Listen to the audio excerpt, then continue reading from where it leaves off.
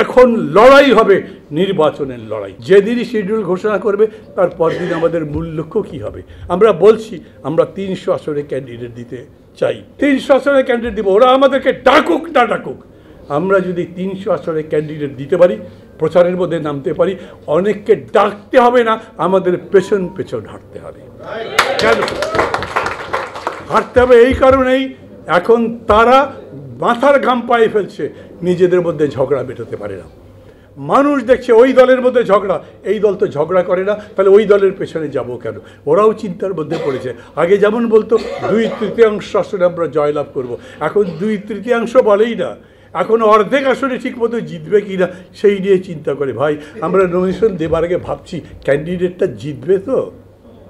আমরা তাদের বলি আমাদের ক্যান্ডিডেটের বেলা এত পরীক্ষা করতে হয়, আপনাদের ক্যান্ডিডেট জিতবে তার গ্যারান্টি আছে? মানুষ কী বলে আপনাদের সম্পর্কে সেটা দেখেন না, বিশ্ববিদ্যালয়গুলোর নির্বাচনে কী হয়েছে সেটা দেখেন না, জনগণের মন দেখেন। আর আমাদের দেখেন এই যে মঞ্চে এখানে যারা যারা বসে আছে, একটা মানুষের বিরুদ্ধে কোনো একটা মানুষ আঙুল তুলে বলুক এই লোকটাই দুর্নীতি করেছে, এই লোকটা খারাপ, অমুকের সাথে দুর্ব্যবহার করেছে, এই লোকের পেছনে যাবো না। বরঞ্চ সবাই বলবে এরা ভালো লোক, যোগ্য লোক, কিন্তু এদের পার্টি তো দেখি না। আমাদের তো অনেক দিন অপেক্ষা করতে হবে না। ধরেন 7 তারিখে যদি না হয়, 9 তারিখ বা 10 তারিখে যদি ঘোষণা করে দেয়, তারপরে তো এই প্রশ্ন আর করা যাবে না। নির্বাচন নিয়ে ভাবেন। আমি ব্যক্তিগতভাবে মনে করি এই অন্তর্বর্তী সরকার ছল চাতুরি করে আবার ক্ষমতায় বহাল থাকবেন এই সুযোগ কমে গেছে। আন্তর্জাতিক মহল প্রায় সবাই চায়, ভারতকে নিয়ে যত কথাবার্তা ছিল ওরা এই সরকারকে রাখতে চায় না, ইত্যাদি ইত্যাদি অনেক কিছু করবে। শেখ হাসিনার ফাঁসির রায় হয়েছে, ভারত কি করেছে? হুলস্থুল কিছু করতে পেরেছে? বরঞ্চ বিবৃতি যা দিয়েছে সেটা একবার একটা নিরপেক্ষ বিবৃতি। বোঝা গেছে পরিস্থিতি মানা ছাড়া তাদের কোনো পথ নেই। তাহলে আটকাবে কে? যতগুলো রাজনৈতিক দল আছে তাদের মধ্যে কেউ নির্বাচনের বিরোধিতা করছে? প্রকাশ্যে তো করছেই না, ভেতরে ভেতরে করছে। এনসিপি বলছে বর্তমান রাজনৈতিক পরিস্থিতি বিবেচনা করে তফসিল ঘোষণা করেন। সাংবাদিকরা জিজ্ঞেস করেছে তার মানে আপনারা কি নির্বাচন পিছিয়ে দিতে চান? তারা বলেছেন না, আমরা চাই নির্বাচন হোক। অতএব আমি ধরে নিচ্ছি নির্বাচন হবে এবং তারই ভিত্তিতে আমাদের আগামী দিন ভাবতে হবে। নির্বাচন হবে কিভাবে? এর মধ্যেই জনাব জোনায়েদ সাকি এবং সাইফুল হক যেরকম করে বক্তৃতা করেছেন তাতে মনে হয় আমরা গণতন্ত্র মঞ্চ আমাদের মতো নির্বাচন করব। ঠিক বলেছি আমি? আস্তে আস্তে বললেন, তার মানে একটু একটু, আর জোরে বলতে তো আমি বলছি না, আমি বলছি প্রথমেই যেটা বলেছেন ওটাই ধরছি।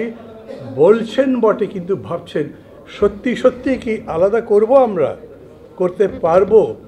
যেরকম করে কমরেড সাইফুল হক, কমরেডই বলি, এখনও তো কমরেড আছেন, লাল সালাম দিয়েছেন একবার, উনি বলেছেন যে একই সঙ্গে আমরা আলোচনাও চালাচ্ছি। আলোচনা কি চলছে? চলছে না। বিএনপির সাথে নতুন বড় বড় নেতা ব্যক্তিত্ব যোগ দিচ্ছেন, তাদের স্ট্যান্ডিং কমিটির বৈঠক হচ্ছে, সেই বৈঠকে জনাব তারেক রহমান অনলাইন যুক্ত থাকছেন, কিন্তু আমাদের সাথে কোনো আলোচনা এখনও হয়নি। আচ্ছা, শেষ দিনে এসে যদি বলে ভাই আসেন একসাথে নির্বাচন করি, এই 3টা সিট আপনাদেরকে দিতে পারলাম আর কিন্তু পারবো না, কি করবেন? কি করবেন? আবার চুপ করে আছেন। আমি আপনাদের চিল্লাতে বলছি না, ভাবেন সময়টা কিন্তু খুব ভালো না, বেশ জটিল। নির্বাচন কি হবেই? আচ্ছা, বেগম জিয়া অসাধারণ জনপ্রিয় নেত্রী, তার জন্য সবাই দোয়া করছে, আমরাও দোয়া করছি, আমি দোয়া করছি, এই মঞ্চে যারা আছে তারা সবাই দোয়া করছেন। কিন্তু এই অবস্থায় যদি চলতে থাকে, কতদিন ধরে তিনি অবস্থা খারাপ, মানে অপরিবর্তিত, আজকেরও পত্রিকায় দেখেছেন, এই অবস্থা যদি চলে তাহলে বিএনপি নির্বাচন করতে পারবে? তাও জানি না, ওদের সাথে কথা হয়নি। কিন্তু এর চাইতে পরিস্থিতি যদি খারাপ হয় তাহলেই কেবল নির্বাচনের সবাই নিয়ে প্রশ্ন উঠতে পারে। সেই বিএনপি আমাদের সাথে বসেনি, তারা তাদের মতো ক্যান্ডিডেট ডিক্লেয়ার করেছে, সেটারই অনেক ঝামেলা চলছে। সেই পরিস্থিতিতে আমরা কটা সিট পাবো এই কথা ভাববার আগে ভাবেন এই নির্বাচন সম্পর্কে আসলে জনগণ কী ভাবে। আমরা সংস্কারের কথা বলছি, এটা একটা খুবই বড় প্রশ্ন, আমাদেরকে এটা বিবেচনা করতে হবে। মানুষ, আপনারা যারা যারা গ্রামের সঙ্গে যোগাযোগ আছে, ওরা সংস্কার বোঝে না। মানুষের কাছে সংস্কার মানে কি? সর্বশেষ বিবিএস যে একটা হিসাব করেছে তাতে দেখা যাচ্ছে বাংলাদেশে গরিব মানুষের সংখ্যা 3,60,00,000। এই 3,60,00,000 এই ভোটে কি যায় আসে? আমি আমার এলাকায় যখন মিটিং করি তখন জিজ্ঞেস করি, এই আপনারা যতজন মানুষ আছেন তাদের মধ্যে এমন লোক আছেন যাদের সারাদিনে কোনো ইনকাম হয়নি? একেবারে বিনা ইনকাম মানুষ আমাদের দেশে কয়েক কোটি, আমি এক্সাক্ট হিসাব জানি না, সেই পরিসংখ্যান কেউ করেনি। তারা কি প্রশ্ন করবে? আমি যদি ভোট দেই, নতুন এমপি হয়, মন্ত্রী হয়, সরকার হয়, সেই সরকার আমাদেরকে প্রতিদিন আমাদের উপার্জনের ব্যবস্থা করে দেবে? এই প্রশ্ন ওরা যদি নাও করে, গণতন্ত্র মঞ্চকে এই প্রশ্ন তুলবে। আমি বিএনপির সঙ্গে আসন নিয়ে কথা বলবো, নাকি তার চাইতে আমার কাছে বড় কথা এই যে এতগুলো মানুষ মাত্র 20 দিনের মধ্যে 1,500-এর মতো মানুষ জীবন দিল। কেন? বাংলাদেশটা বদলে দেবে, নতুন বাংলাদেশ করবে, যেই বাংলাদেশ আগের মতো নয়। তো সেই বাংলাদেশে গরিবই থাকবে, যার অসুখ হবে ডাক্তার ডাকতে পারবে না, পয়সা দিতে পারবে না, চিকিৎসার টাকা নেই, যদি ডাক্তার প্রেসক্রিপশন করে সেই ওষুধ কেনার টাকা নেই, ওই দেশ দিয়ে যাবে। আর সেই নির্বাচন দিয়ে আবার কী হবে? গণতন্ত্র মঞ্চ তো সেই নির্বাচনের কথা বলে না। অতএব আমি জানতে চাই, প্রথম কথা হচ্ছে দেশ বদলানো যায়, আমি বিশ্বাস করি কিনা। দেশ যে সত্যি সত্যি বদলানো যায়, তা গণতন্ত্র মঞ্চ আপনারা যারা বসে আছেন দেশের মানুষের মধ্যে আমরা উৎসাহিত করতে পারবো কিনা, তাদের মধ্যে সেই চেতনা জাগ্রত করতে পারবো কিনা যে এই নির্বাচনই হলো সেই লড়াই যেখানে নতুন বাংলাদেশ গড়বার জন্য আমরা লড়াইয়ের সূচনা করব। আমি আপনাদের একটা হিসাব বলি। এই হিসাব সর্বশেষ যেটা দিয়েছে, গত 5 বছরে স্বাস্থ্য খাতে আমাদের বরাদ্দ ছিল 38,192 কোটি টাকা গত 5 বছরে। এই সময় ব্যক্তিগত খাতে মানুষের পকেট থেকে খরচ হয়েছে 26,735 কোটি টাকা, 26,735 কোটি টাকা। আর এই সময় বিদেশে গেছি যে, তাতে আমাদের খরচ হয়েছে 60,000 কোটি টাকার মতো। আপনি গণতন্ত্র মঞ্চ সবার জন্য স্বাস্থ্য নিশ্চিত করতে চান, হিসাব বলছে 1,85,000, চোখে একটু সমস্যা হয় বলে দেখতে পাচ্ছি না, 1,25,000 কোটি টাকার মতো আমার সামগ্রিক চিকিৎসা খাতে লাগে। গণতন্ত্র মঞ্চ কি চায়? আমি প্রথম প্রস্তাব করি, যদিও এরকম করে আমরা গণতন্ত্র মঞ্চে এখনও দীর্ঘ সময় আলোচনা করতে পারিনি। আমাদের গত 15 মাস লড়াই গেছে শুধুমাত্র গণতন্ত্রের অধিকার প্রতিষ্ঠা করতে। আমরা যে সংস্কারের লড়াই করেছি, খেয়াল করবেন, আমরা চেয়েছি নির্বাচনের গ্যারান্টি, ভালো নির্বাচন, কোয়ালিটি নির্বাচন, সবার কাছে গ্রহণযোগ্য নির্বাচন। আমরা চেয়েছি মানুষের গণতান্ত্রিক অধিকার, মৌলিক অধিকার। আমরা চেয়েছি মানুষ যেন কথা বলতে পারে। আমরা কিন্তু জনগণের এই অবস্থার পরিবর্তন করবার লড়াইটা করতে পারিনি। 15টা কমিটি হয়েছে, সেই 15টা কমিটির মধ্যে মানে সংস্কার কমিটি, মাত্র 6টা কমিটি আমাদের সাথে আলোচনা করেছে, বাকিগুলো করা যায়নি। কিন্তু আমরা যদি বলি নির্বাচনে যখন যাবেন তখন কোন আইন পাশ হবে ওই কথা বলে ভোট চাইলে খুব সুবিধা করতে পারবেন না। মানুষ আইন কি বোঝে? আপনার গ্রামের মানুষ যাদের বলবেন তাদেরকে আইনের কথা কি বলবেন?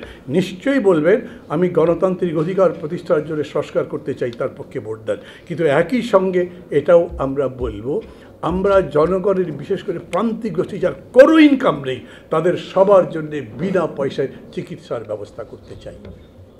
পারবো না? আমি তো হিসাব বলছি আপনাদের।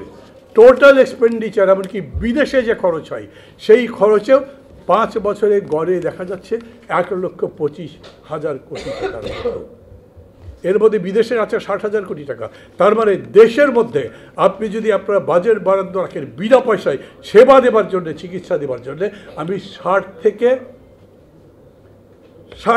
70-80 হাজার কোটি টাকা পর্যন্ত ধরেন, আমি 60 থেকে 70 কোটি টাকার মতো আমি চিকিৎসা খাতে দেবো বিনা পয়সায়, যাতে তাদেরকে চিকিৎসা দেওয়া যায়।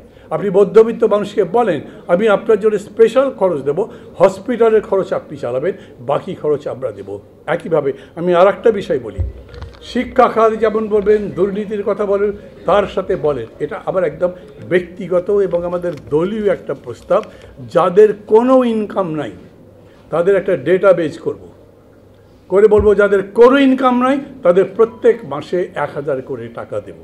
কতগুলো লোক হবে? আগে আমরা হিসাব করতাম এরকম লোক 6 কোটির মতো হতে পারে।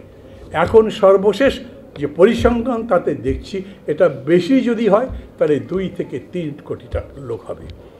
2 থেকে 3 কোটি যদি লোক হয় তাহলে তাদেরকে আপনি 1,000 কোটি টাকা বাড়ে প্রতি মাসে 3,000 কোটি টাকা, বৎসরে 36,000 কোটি টাকা, 8 লক্ষ কোটি টাকার বাজেটের মধ্যে 1 লক্ষ কোটি টাকা আমি জনগণের এই কল্যাণে দিতে পারবো না? আমার কথা বুঝতে অসুবিধা হয়েছে আপনাদের? আমি বিএনপির সাথে জিজ্ঞেস করতে চাই, আপনি রাজি আছেন আমার প্রোগ্রামে? বিএনপি যদি বলে রাজি নাই, তো ওর সাথে আমার যাবার দরকার কি? আমি জনগণের কল্যাণের জন্য যে প্রোগ্রাম, সেই প্রোগ্রাম বানাবো, যত তাড়াতাড়ি পারি বানাবো, বানিয়ে বলবো আমি তোমার সাথে অথবা যার সাথেই হোক আমি নির্বাচনে ঐক্যই করছি। এখন তো ফ্যাসিবাদের বিরুদ্ধে লড়াই নয়, এই নির্বাচনে যখন মানুষের কাছে যাব তখন বলবো আমি এমপি হব, মন্ত্রী হব, সরকার বানাবো, সেই সরকার এই কাজগুলো করবে। আর মানুষকে বলবো যেই পার্টি চাঁদাবাজি করে, মামলাবাজি করে, দখলদারি করে, মনে করে সামনের বার ক্ষমতায় যাব বলে পুলিশ পর্যন্ত তাদের সাথে কথা বলতে পারে না, ওই সমস্ত পার্টিকে বাদ দিয়ে দেন, ওদের ভোট দিতে হবে। তাতে যদি এইসব পার্টি মনে করে না এদের সাথে গিয়ে কী লাভ, আমি আপনাদের বলি, আমি জানি স্বতন্ত্র নির্বাচন করবার কথা বললে এখনও আপনারা আমাকে সরাসরি সমর্থন করবেন না। কেন? কয়টা জিততে পারবো? হয়তো গণতন্ত্র মঞ্চ আলাদা যদি ভোট করে একটাও জিততে পারবে না, তখন ভাববেন কী লাভ। খেয়াল করেন, বিজেপি, ভারতীয় জনতা পার্টি, তার প্রথম বড় নির্বাচনে মাত্র 2টা সিটে জিতেছিল। তারপরে সেই পার্টি পরের বার নির্বাচনে জিতে ক্ষমতায় গেছে। আমাদের দেশ বদলাচ্ছে, আমরা অনেকে ঠিক মতো বুঝতে পারছি না। আমি আবার বলি, যেরকম করে হয়, আগে ছিল 2 নেত্রী, শেখ হাসিনা, খালেদা জিয়া, পার্লামেন্টে 2 জন 2 কোণায় গিয়ে বসেছে যেন চোখে চোখটা পড়ে, এতই একজন আরেকজনকে অপছন্দ করত। আর এখন আমরা 40টা পার্টি 7-8 মাস ধরে বসেছি, পাশাপাশি কথা বলেছি, নিজেদের মধ্যে অনেক পার্থক্য আছে কিন্তু কোনো ঝগড়াঝাটিও হয়নি। আগে টক শোতে 2 নেতা বসলে একজন আরেকজনকে শালা, বাঞ্চত সব রকম গাল দিত, পারলে 2 আঙ্গুল দিয়ে চোখের মধ্যে থেকে মণি বের করে দেবার চেষ্টা করত। এখন এই রকম কথা বলা যায় না। মানুষ বদলাচ্ছে, মানুষ দেখছে কোন দল কীরকম, কোন দলের নেতা কীরকম, তাদের আচরণ কীরকম, তাদের অতীত কী। আমরা যারা মনে করি কেবল মার্কার জোরে ভোট হবে, তারা মার্কা নিয়ে পড়ে থাকুক। আমি জনগণের মুক্তির কর্মসূচি দিয়ে তাদের কাছে যাই। আমি মার্কা ফেলে দিচ্ছি না, আমি জোটও কিনতে ফেলে দিচ্ছি না। আমি মনে করি আমার যত বন্ধু বাড়বে তত আবার সুবিধা হবে। এমন কোনো কথা নয় মাহমুদুর রহমান মান্নাকে প্রধানমন্ত্রী হতে হবে, জোনায়েদ সাকিকে প্রধানমন্ত্রী হতে হবে, প্রধানমন্ত্রী হলে আর একজন হোক, কিন্তু আমি যা বলছি যদি ঠিক বলি, জেদ করছি না, আমার চাইতে যদি উনি ভালো বলেন জনগণের কল্যাণের কথা, সেই ভিত্তিতে এগোতে পারে, এই দেশ দাঁড়াবে, তাহলে জোনায়েদ সাকিও টিকবেন, সাইফুল হকও টিকবেন, গণতন্ত্র মঞ্চ টিকবেন। আমি চাই গণতন্ত্র মঞ্চ এখন থেকে সেই লড়াই করুক যাতে মানুষ মনে করে এই দল অতীতে লড়াই করেছে। খালি অতীতের কথা বললেই লাভ নেই, খালি অতীতের যে অহংকার, সেটা আমরাই আন্দোলন করেছিলাম, বিএনপি তখন পালিয়েছিল, সবাই জানে। তারপরে ওই পলাতক নেতাদের পেছনে তারা যাচ্ছে, কারণ তারা হিসাব করে যে জনগণের, আমরা যদি শেষ পর্যন্ত গণতন্ত্র মঞ্চের পেছনে যাই, লাভ কি? ভোটটা তো পচে যাবে, তারা তো জিততে পারবে না। আমাদেরকে ওইটা দেখাতে হবে না, আমাদের সঙ্গে আসলেই তোমাদের লাভ, সে যাতে আমাকে বিশ্বাস করতে পারে। সাথীরা এবং বন্ধুরা, আমি খুব স্পষ্ট বলি, এখন লড়াই হবে নির্বাচনের লড়াই। যেদিন যেদিনই শিডিউল ঘোষণা করবে তার পরদিন আমাদের মূল লক্ষ্য কী হবে। আমরা বলছি আমরা 300 আসনে ক্যান্ডিডেট দিতে চাই, ঠিক মনে করেন আপনারা?